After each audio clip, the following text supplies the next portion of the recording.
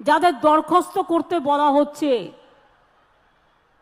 তার মানে তারা যেই দরখাস্ত করবেন সঙ্গে সঙ্গে তারা নাগরিক থাকা সত্ত্বেও আপনারা বেআইনি অনুপ্রবেশকারী হয়ে যাবেন।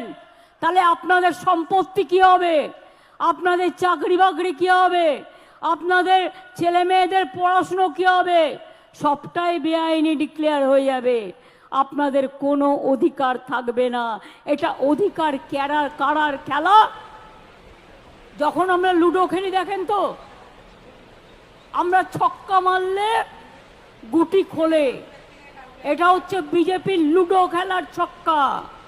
রাজনীতির আগে ভাবছে আমি করলাম ছক্কা, অ্যাকচুয়াল কিন্তু ওটা হচ্ছে পুট, অর্থাৎ শূন্য। নিট রেজাল্ট হচ্ছে 0। শুধু তাই নয়, আপনারা যেই দরখাস্ত করবেন